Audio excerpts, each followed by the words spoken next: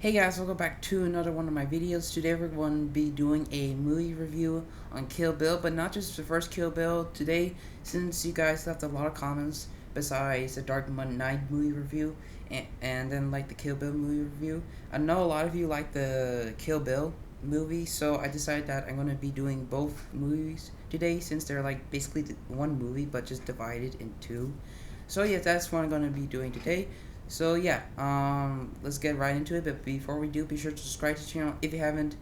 Ring the bell for notifications so you never ever miss a video. Like the video. Also, comment down below which one do you like better and which one and like basically which one do you like better and what do you like about that one that you like better, or what you did not like about that one that you did not like as much as the other one.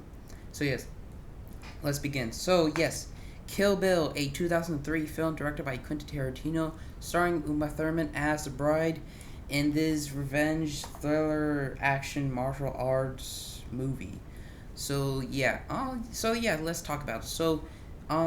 The movie starts off, the bride, um, dies or gets shot by Bill, and then it shows you like how many years she has been like a coma because she's been like shot in the head, and very few people survive being shot through the head. So she goes on this like vengeance for goes on this journey for revenge that leads her to like fight her own like ex teammates or assassins who try to kill her in many ways, but ultimately fail at the job. So yes, I like this movie a lot. I think Quentin Tarantino put a lot of effort into it.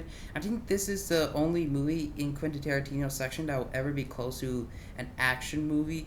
Well, actually, it is an action movie, so I cannot consider it like close to an action movie.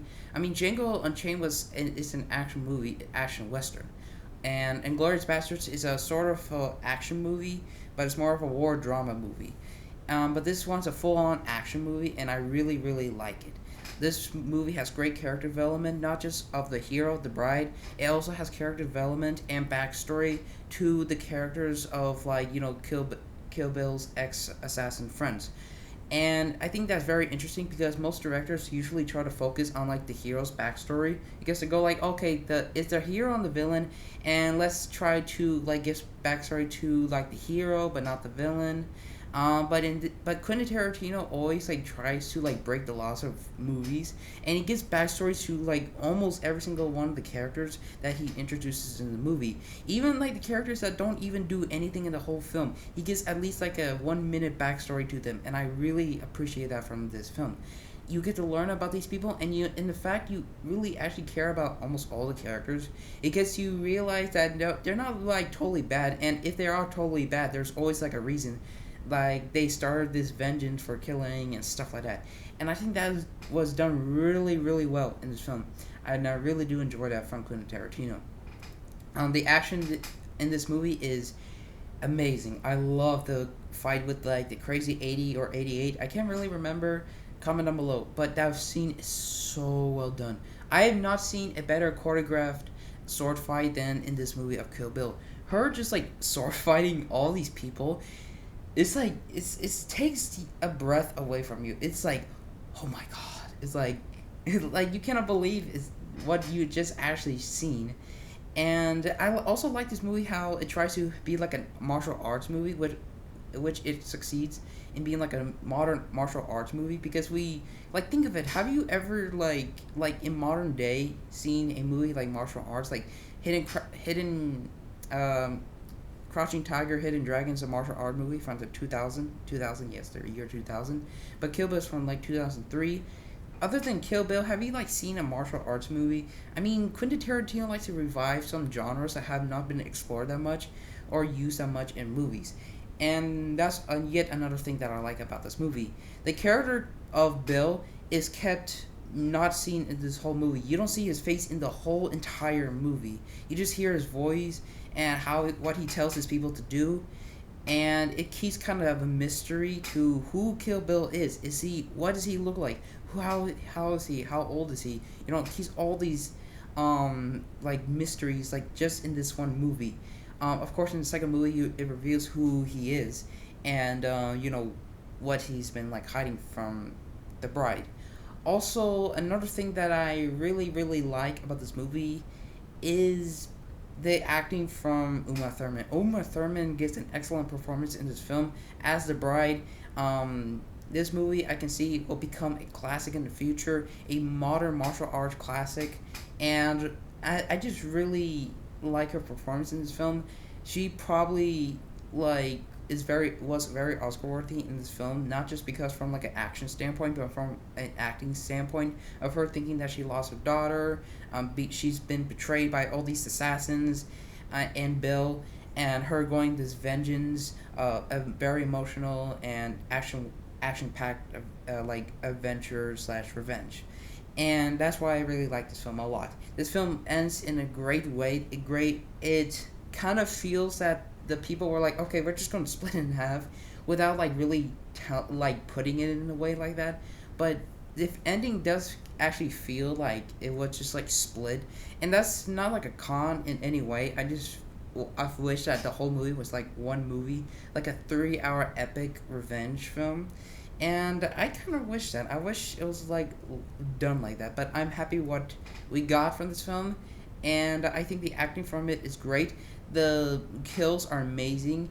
I like how Quentin Tarantino always tries to make different kills for people. I mean, sometimes he uses over top violence, sometimes he uses realistic violence, and like sometimes he uses like nonsense violence.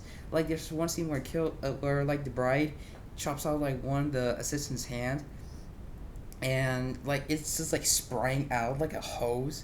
And I've seen that effect before, but it has barely been in any movie. It's usually just like that, but it's not like spraying, and it's used throughout this whole movie, and it just creates more like blood effect. And I just think it was used very nicely in this film. This film is a great watch. I mean, maybe a little bit hard for people. Quentin Tarantino had to make the scene with the Crazy 88 black and white, otherwise it was not going to be released in theaters. But overall, I think the film is great. It might be a classic in the future. The acting is great. The backstories are wonderful. Quentin Tarantino approaches new techniques in filmmaking in this movie, and it really shines in the project, in the movie. And yes, overall, I'm going to give Kill Bill a 9.5 out of 10. It's a great Quentin Tarantino movie, and I recommend for any fan of different styles of filmmaking, or just fan of Quentin Tarantino's work, or just action movie, martial arts, or like fans of those type of genres. Watch this movie. It's a very entertaining film. So yes, now let's get on to Kill Bill Volume 2. Volume 2 is not as action packed as the first one. It's more of like an emotional story, because it does not rely on the action, just relies on the backstories of like the main character and the main villain. And it is explored in this film a lot. There's a lot of flashbacks in this film. Probably like half of the film is flashback, and it's a little bit like a prequel, because you get to learn about these characters. It's sort of a prequel and a sequel, kind of like The Godfather Part 2 is like a sequel and a prequel. This film is a little bit the same. There's barely any kills in this movie by the bride. I believe she only kills, like, any spoilers alert. I'm going to say some spoilers. Yes. So from here, if you haven't seen the Volume 2, so stop this video and like it, and this, now we're getting to some spoilers right here.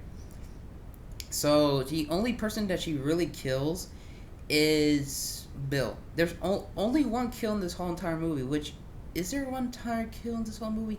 Yes, because the assassins at one point try to kill each other because of like money and power and stuff like that. So it's interesting, because first you see the bride killing all like the assassins, and then you see the assassins killing each other, and the bride just wants to kill all of them. And this approach, people find it boring, but I actually find it really interesting, because you see how like the first movie's like kind of like good guy, bad guy, good guy wants to kill all the bad guys. This film, everybody's against each other, and it just makes for a different dimension of approach to this film, and it was used really well in this film. Also, the action that is used in this film is very great. I like the scene where she's buried and she digs her way out. I think that's it was really well done.